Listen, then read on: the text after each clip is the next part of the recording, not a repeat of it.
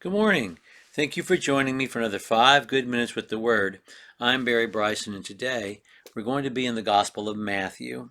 We're in chapter 24, and we are into the text of the fifth and final sermon Jesus preaches in the book of Matthew, the eschatological sermon, and he's talking about the ends of ages. The end of the Mosaic age, the end of the Mosaic law, the end of Mosaic Judaism for all time.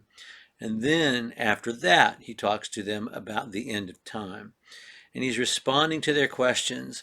And it's interesting that they asked three questions, and I'm not sure that they understood they were three different questions, or at least two different questions. They wanted to know about the destruction of the temple, about his coming, and about the end of time, or the end of the age. And he's going to answer the questions that they actually asked, whether they understood what they were asking or not. And both of the ends of ages represent his coming. And we talked yesterday about what a radical event in history this would be in AD 70 when the Romans destroy the temple in Jerusalem, because they destroy once and for all time Mosaic Judaism. It comes to an absolute and abrupt end, period. There are no more sacrifices, no more priesthood. It is done for all time. And it's that cataclysmic an event, and it deserves apocalyptic language, and Jesus is going to give it apocalyptic language. The revolution, the rebellion, I should say, began in AD 66, and one of the first acts was perpetrated by the Zealots in the temple. We've talked a bit about the Zealots, but let me tell you the Zealots were. We've talked throughout that there were Jews who were collaborating with Romans to varying degrees, some who were government contractors, but the ones who were in power, the Herodian political group, and then the high priestly group, they were cooperating with the Romans, um, and were much more influenced by Western culture than the Pharisees, who were the back to the basics, good old-fashioned Mosaic Judaism types, and really did represent more so than the elites, the common person in Palestine, the common Jew. But there were those who were radicalized, and they were called zealots. We use that word today, and we use it appropriately. These were terrorists, and they've been around for a while. They've been around since Jesus' day. One of his apostles, Simon, was a zealot.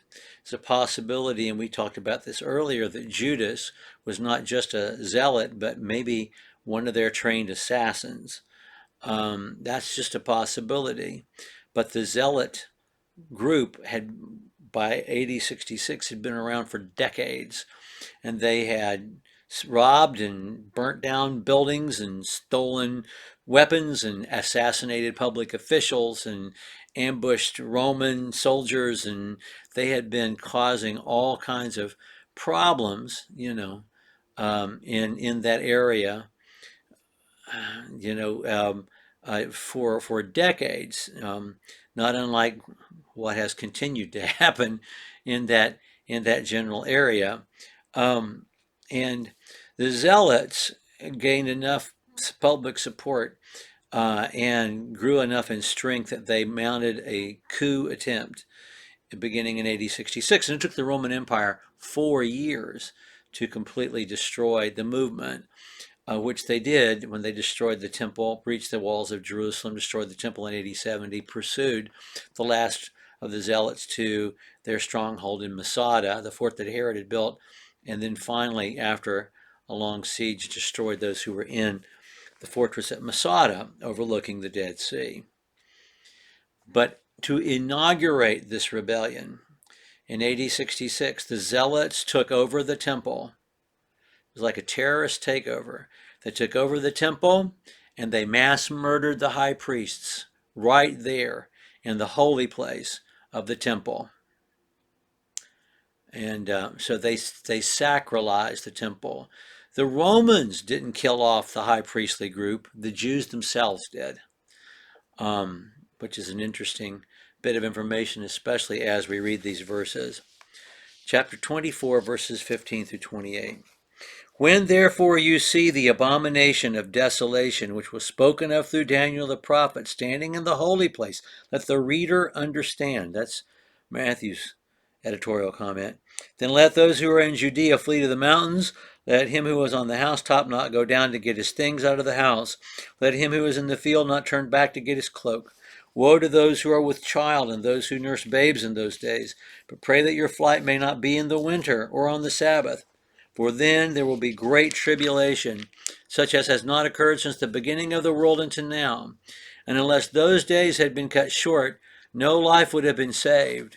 But for the sake of the elect, those days will be cut short.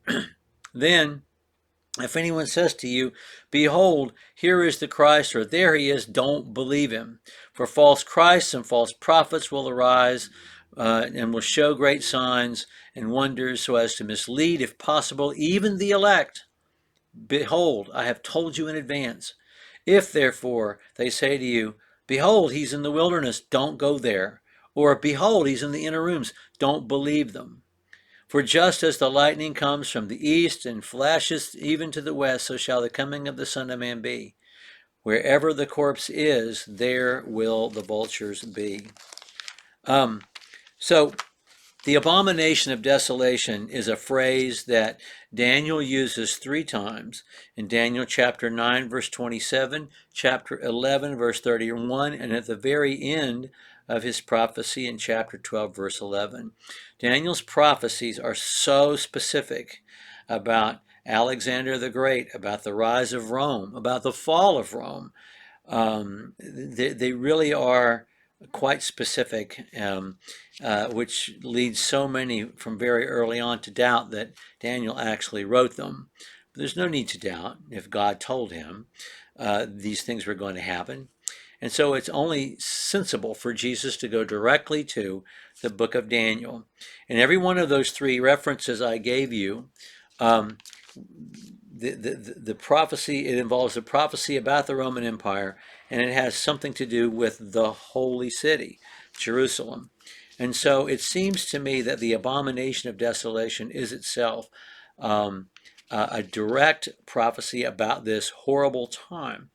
Now, what is the abomination of desolation? Was it the day that the Romans came in and started to destroy the temple?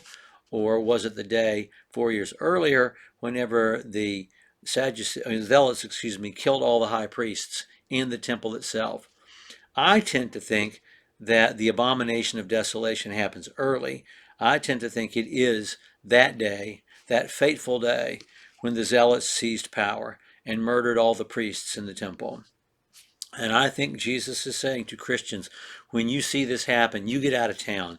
You get out of town and you don't hesitate. You don't pack things, you just leave. And the thing is, historically, we know that Christians did just that. Most Christians did just that. In fact, most of them congregated north of the city in the hill country at a place called Pella.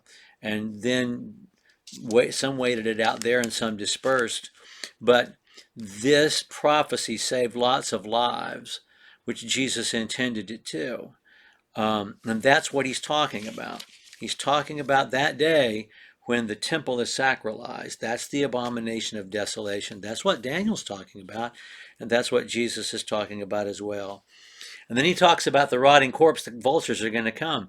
To me, the rotting corpse says, is the priesthood. It's the corpse of the priesthood that the zealots have murdered. And that then lets the Romans know we've got to send an army because a rebellion is afoot. And I believe clearly that's what Jesus is talking about.